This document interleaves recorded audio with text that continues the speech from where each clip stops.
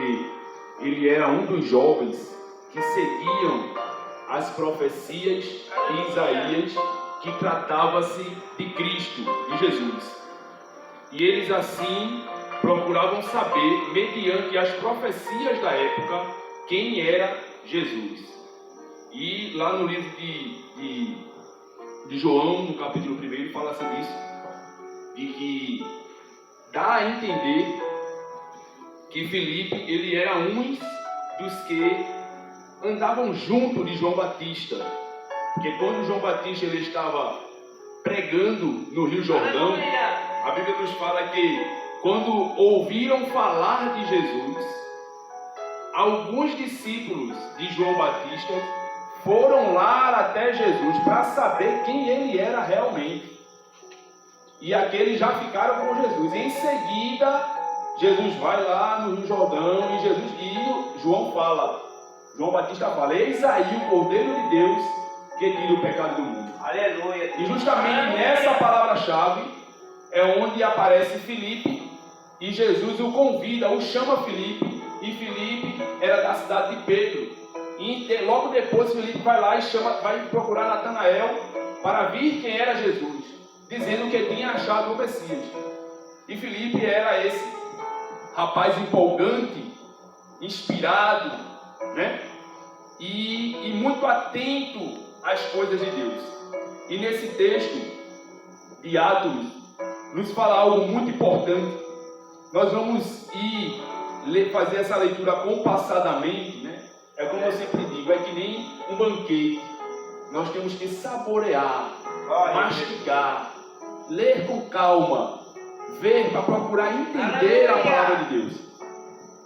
E nesse evento, a Bíblia nos fala que um anjo do Senhor falou a Filipe dizendo: levanta-te e vai para a banda do sul, ao caminho que desce de Jerusalém para Gaza, que está deserto.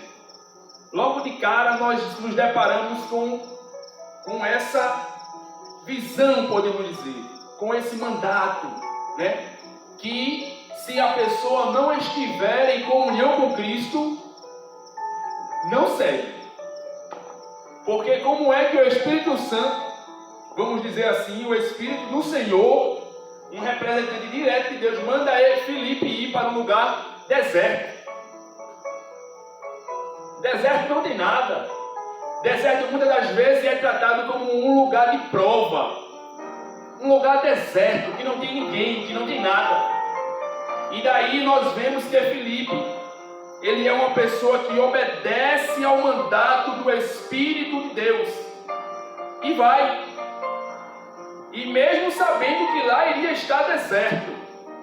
E esses momentos é o momento onde a gente vê a nossa fé, né? Aleluia. Muitas vezes Deus nos manda ir para um lugar, mas Senhor, naquele lugar é ali mesmo, meu filho. Vai, prepara-te, apressa-te e vai. E o Espírito Santo vai e fala, o Espírito do Senhor vai e fala para Filipe, para que ele fosse para aquele lugar e lá ia achar deserto. E levantou-se, versículo de número 27, eu peço que os irmãos nos acompanhem. E levantou-se e foi. E eis que um homem etíope, ele era da Etiópia, eunuco, mordomo de Candice, rainha dos etíopes, o qual era superintendente de todos os seus tesouros e tinha ido a Jerusalém para adoração. Vejamos que esse homem que Filipe encontra nesse deserto, ele era um homem importante. Ele não era qualquer um homem.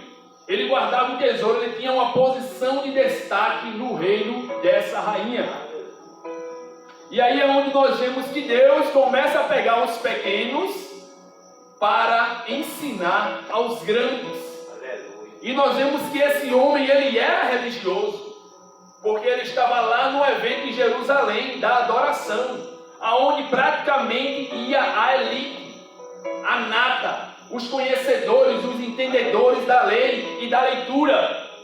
Porém, ele conhecia só o secular. Porque quando você não tem uma intervenção ou uma orientação divina, a Bíblia, ela não é a palavra de Deus. Para o homem natural, ela é apenas um livro histórico, que trata de histórias, como a história do Brasil, como a história de outros países. E esse homem, ele era um homem religioso. Porém, ele não tinha o conhecimento divino da palavra de Deus. E a Bíblia nos fala que ele foi lá. Esse homem estava vindo no caminho e regressava, versículo número 28. E regressava e, assentado no seu carro, lia o profeta Isaías. Nós vemos aqui que ele fala-se de carro, mas naquela época, e tem outras traduções que fala-se de carruagem, porque era a cavalo. Não era o carro automóvel de hoje em dia, é lógico que naquele tempo não havia isso, não tinha isso. Mas tratava-se de carruagem. E para ter uma carruagem, tinha que ter posição, poder, dinheiro. É tanto que Cristo, quando entrou na cidade, ele entrou numa jumentinha, porque não tinha condição de ter uma carruagem. E esse homem vinha numa carruagem, já vinha em uma melhor posição. E disse o Espírito a Filipe: chega-te e ajunta-te a esse carro. E correndo Filipe ouviu que lia o profeta Isaías e disse: entendes tu o que lês? Vejamos agora que o Espírito do Senhor, ele fala novamente a Filipe: aproxima-se desse carro. Vejamos que há intimidade do Espírito de Deus com o seu servo. E a sensibilidade de Filipe em ouvir a voz do Espírito de Deus.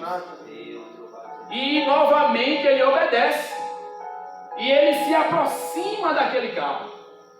E nós vemos que ele tem pressa em fazer aquilo que o Espírito do Senhor falou para ele. Como é bom nós termos pressa em fazer aquilo que o Espírito de Deus fala conosco. Aleluia. Vejamos que ele se apressou e teve uma iniciativa. Ele perguntou: você está entendendo o que você está lendo? E em seguida nós vemos que esse homem, mesmo sendo uma pessoa religiosa, mesmo sendo uma pessoa de posição, mas o que ele queria era aprender, era realmente conhecer, entender. E com um ato de humildade, mesmo sabendo de sua posição, ele diz: não há quem me explique. Aleluia, glória a Deus. Ele lia, mas não entendia. E ele disse, versículo de número 31, e ele disse: como poderei entender se alguém me não ensinar? E rogou a Filipe que subisse e com ele se assentasse.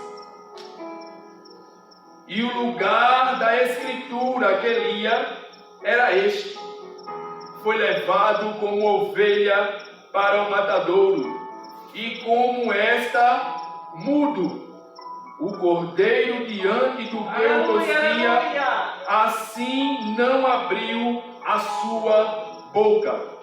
Esse era o texto que ele lia, que fica lá em Isaías. Vamos confirmar essa leitura. Livro de Isaías, o capítulo de número 53 e o versículo de número 8. Vamos ler assim: da opressão e do juízo foi tirado, e quem contará o tempo de sua vida? Porquanto foi cortado da terra dos viventes pela transgressão do meu povo, foi ele atingido. Versículo 7. Isaías 53, versículo 7. Ele foi oprimido, mas não abriu a boca.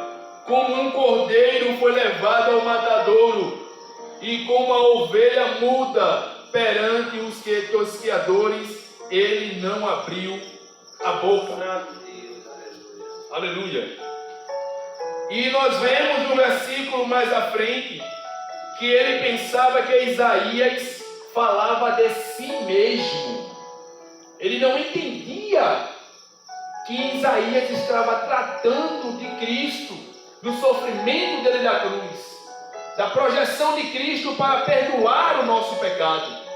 Porque todos nós sabemos que na época da lei, quando a nação ou o homem pecava contra Deus, era necessário fazer um sacrifício pelo seu pecado. E nesse sacrifício era levado um novilho e morto para que aquele pecado fosse perdoado daquela pessoa.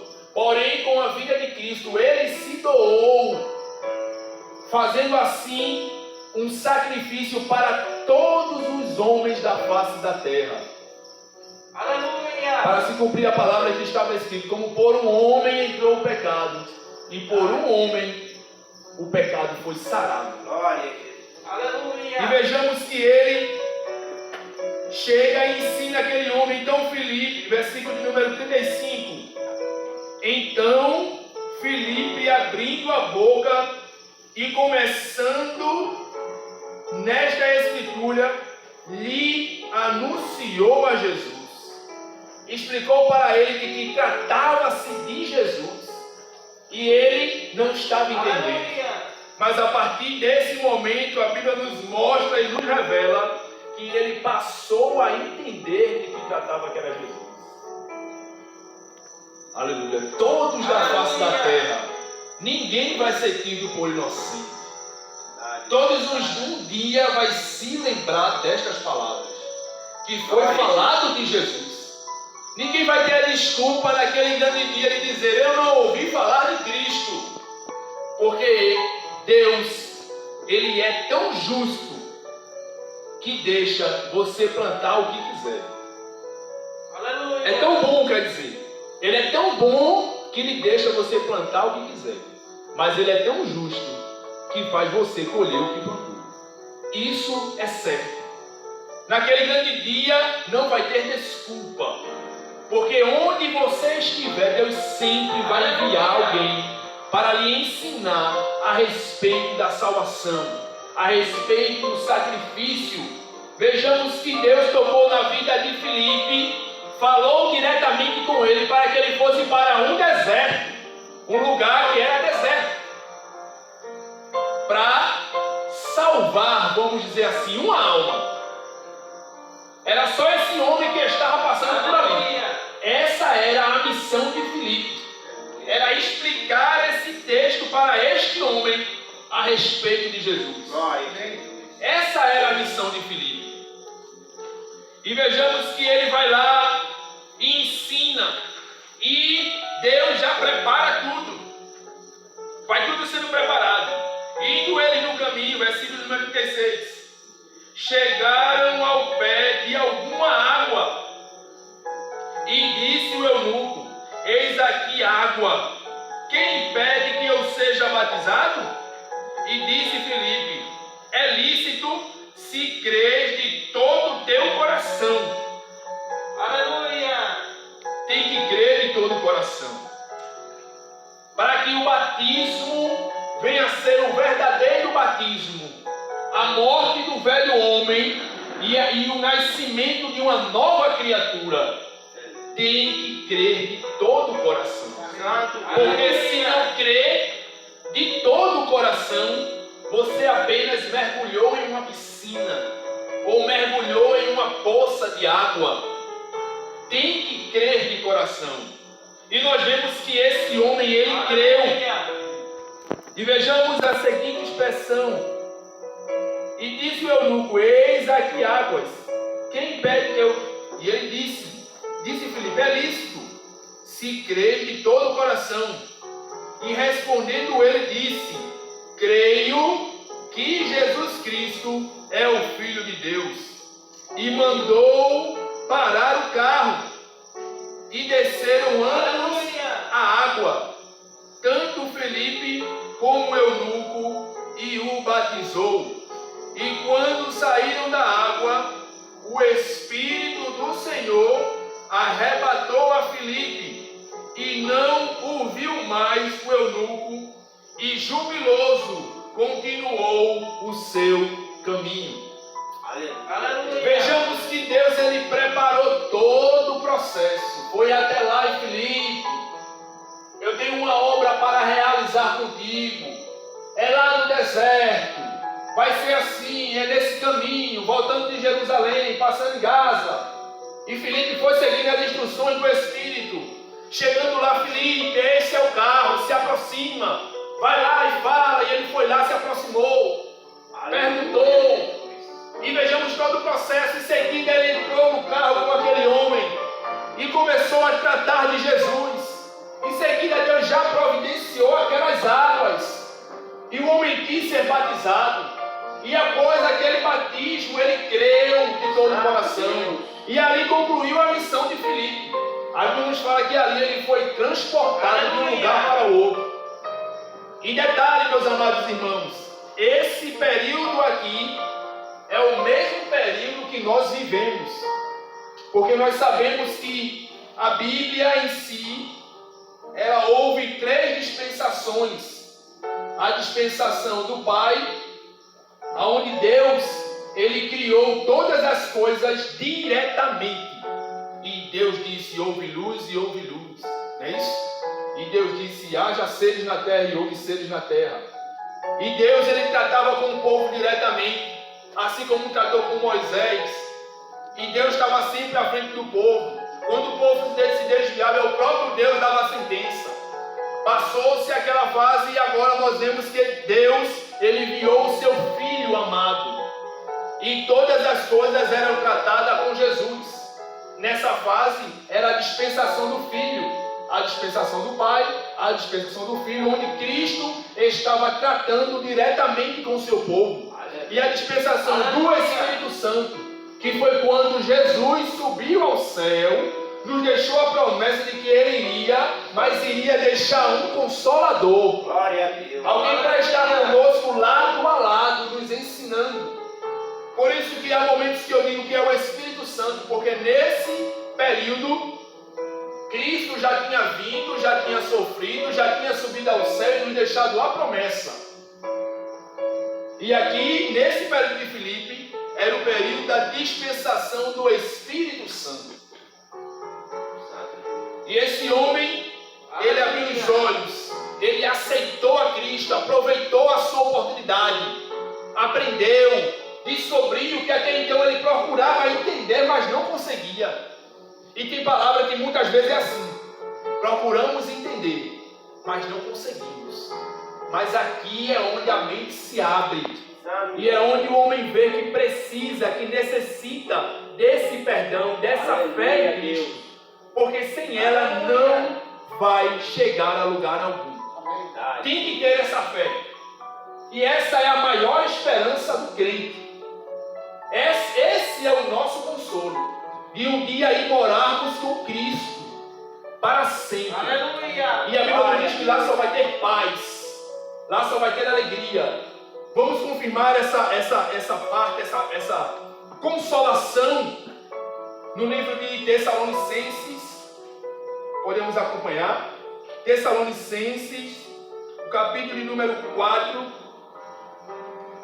e o versículo de número 15 ao 18, que diz: Dizemos-vos, pois, isto pela palavra do Senhor, que nós, os que ficarmos vivos para a vinda do Senhor, não pereceremos, não precederemos os que dormem, porque o mesmo Senhor descerá do céu com alarido e com voz de arcanjo e com a trombeta de Deus, e os que morreram em Cristo ressuscitarão primeiro. Depois nós, os que ficarmos vivos, seremos arrebatados juntamente com Ele nas nuvens, e a encontrar o Senhor nos ares, e assim estaremos sempre com o Senhor. Versículo 18: Portanto, consolai-vos uns aos outros com estas palavras. Amém. Essa é uma palavra palavra de consolo. Aqui nós podemos até ter os nossos projetos destruídos, podemos até passar necessidade, podemos até passar dificuldades, mas um dia isso vai acabar. Nós vamos viver eternamente com Cristo, porque Ele nos prometeu e a sua promessa é fiel.